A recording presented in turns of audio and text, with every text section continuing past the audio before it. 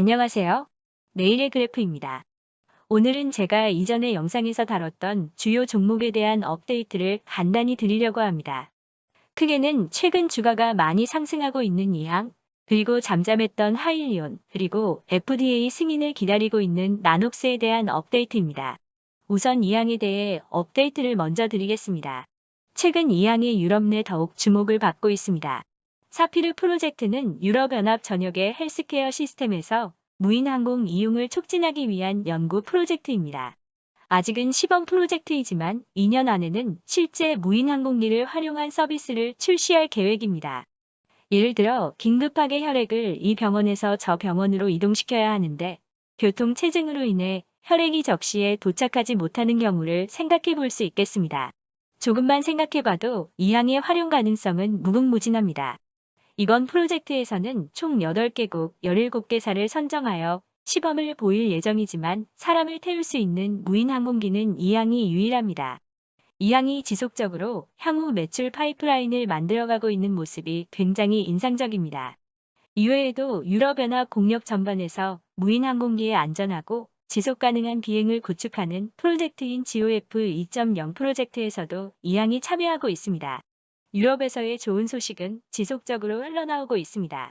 최근에 파리에서 진행된 리인벤트 에어 모빌리티 행사에서 이항이 우승을 차지했다는 내용도 전해지고 있습니다.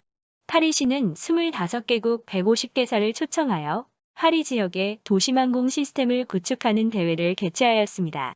이 중 유일하게 상업적으로 승객을 태울 수 있는 드론 택시로서 이항은 향후 인프라 구축을 리드할 것이라고 합니다. 파리는 2024년 올림픽, 패럴림픽을 앞두고 있습니다. 완벽한 도심항공 시스템을 갖췄다고 전 세계에 선보일 수 있는 엄청난 기회인데 여기에 이항이 핵심 변수로 작용할 수도 있겠습니다. 올해 여름부터는 시범 비행을 시작할 것으로 보여 이항의 유럽에서의 성장이 빠르게 진전되고 있습니다. 유럽에서 단순히 긍정적인 분위기만으로 끝나는 것이 아니라 자금 유치로도 이어지고 있습니다. 유럽에서 잘 알려진 카미냑 자산운용사는 자사 운용 펀드를 통해 4천만 불을 투자하였다는 공지를 보도하였습니다.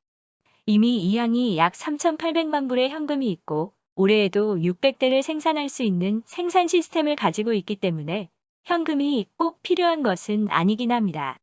다만 지속적으로 유럽에서 이항에 대한 관심이 더욱 커지고 있다는 것은 고무적입니다. 여기에서 끝나지 않고 최근 이항의 주가에 기름을 부은 것은 폭스바겐까지 나서서 중국의 도심항공 시장에 관심을 표명하였습니다. 보도자료에 의하면 폭스바겐은 이 컨셉을 중국에서 현실화 가능성에 대해 고심하고 있다고 합니다. 사실 고심할 거 말 것도 없이 이미 이항이 현실화시킨 것인데 다소 뒷북의 느낌이 있습니다. 이 기사에 의하면 폭스바겐은 현지에서 유력한 파트너를 찾고 있다고 합니다. 유럽 자동차 회사 이항 이렇게 연결고리가 잘 이어지는 것 같습니다. 애초에 중국 시장만 석권해도 충분할 것이라는 판단하에 진입을 한 것이었는데 유럽에서까지 좋은 모습을 보여주고 있어서 많은 기대가 됩니다. 오랜만에 하일리온도 업데이트할 사항이 나왔습니다.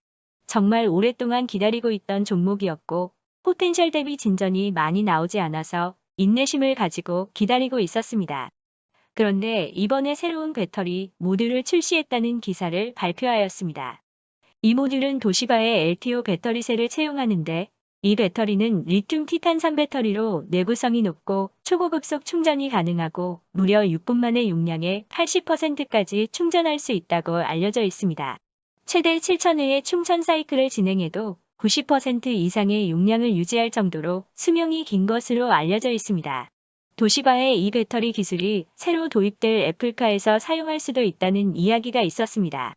하일리온이 개발한 이 모듈은 쿨링 기능도 40% 개선되었고 기존 전기차 배터리보다 충전 사이클이 5배 증가하였고 출력도 강화되었고 8분 안에 완충이 가능할 정도로 빨라졌고 이미 안전성에 대한 테스트도 완료되었다고 합니다.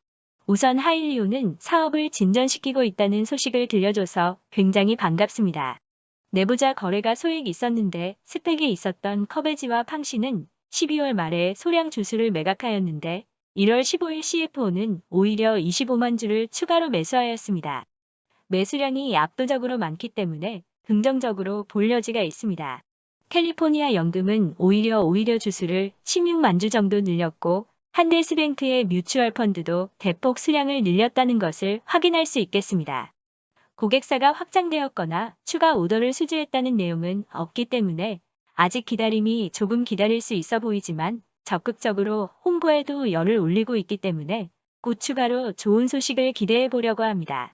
더디긴 하지만 틀림없이 기존 내연기관 상업용 차량들이 하일리온의 하이브리드 시스템이 역할을 할 자리가 충분하고 향후 ERX 차량도 출시가 되고 수소 트럭까지 진입을 하면 기회는 올 것이라고 생각을 합니다. 간단히 나녹스에 대해서도 업데이트 드리겠습니다. 지난번 영상을 통해서 아직 FDA 승인이 지연되고 있다는 점은 말씀을 드렸습니다. 그런데 그때 잘 알려지지 않았던 긍정적인 부분이 이번에 나녹스가 SEC에 F1 서류를 제출하면서 알려졌습니다. 이 페이지에서는 위와 같은 내용이 포함되어 있었는데 9월 26일에 나녹스 측이 검토 기관에 보정된 내용을 제출한 바 있습니다. 이를 검토한 제3자 기관이 12월 28일에 미국 식약청의 아크기기가 승인을 받아도 된다는 점을 추천한 것으로 알려졌습니다. 그리고 1월 31일 미국 식약청은 다시금 추가 정보를 요청하였습니다. 510개의 승인 프로세스가 제3자 기관의 의견을 기반으로 빠르게 승인을 받을 수 있다는 점에서 검토기관의 의견이 굉장히 중요한데 이 점이 이미 통과되었다는 점은 굉장히 긍정적으로 보입니다. 답변을 잘 준비하면 미국 식약청 통과도 잘 이루어지지 않을까 생각합니다. 그리고 이 내용이 있었던 F1 서류는 약 300만 주를 장외에서 블록들로 팔리는 부분을 등록하기 위함인 것으로 보입니다. 락업 해제 내용과 블록들을 조금 더 자세히 살펴보겠습니다. 우선 이번 락업 해제로 총 몇 주가 풀리는 것일까요? 2020년 12월 말 기준으로 총 4,600만 주가 유통 주식수로 등록이 되어 있습니다. 이 중 락업 해제 대상이 되는 총 물량은 3,500만 주 정도로 보입니다. 그리고 이 중 IPO 당시 발행된 물량인 약 1,000만 주 정도를 제외하면 거래가 가능하게 풀리는 물량은 약 2,500만 주 정도가 되지 않을까 싶습니다. 이 중에 장외에서 블락들로 팔리는 주식수는 빨간 상자 안에 약 310만 주 정도입니다. 그렇다면 약 시장에서 팔릴 대상이 되는 물량은 약 2천만 정도로 추정을 하는 것이 합리적이지 않을까 싶습니다. 하지만 내부자들이나 주요 투자자들이 이 물량을 다 팔지는 않을 것이기 때문에 저는 이 중 약 반 정도인 1,000만 주 정도는 보수적으로 시장에 나올 수 있을 것이라고 감안해야 하지 않을까 싶습니다.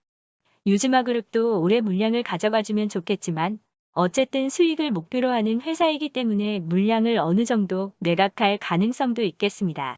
최근 200만 주 정도의 일평균 거래량을 감안하면 보수적으로 일주일 정도는 주가가 보합 내지 하락할 수도 있을 거라고 생각합니다.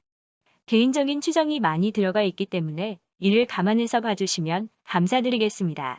총 4,600만 중에 향후 워런트나 스톡옵션 행사로 인해 풀릴 수 있는 주식수는 포함되어 있지 않습니다.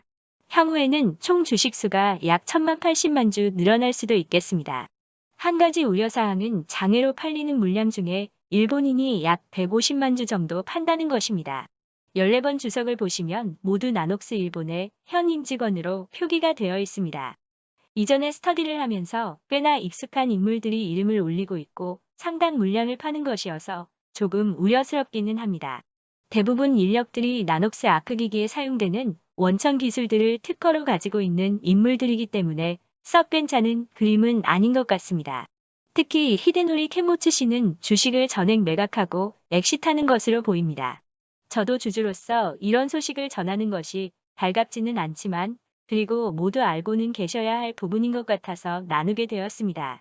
그래도 식물 소스, 멀티소스 모두 개발되었기 때문에 향후에는 큰 이슈는 없을 것이라고 보여집니다.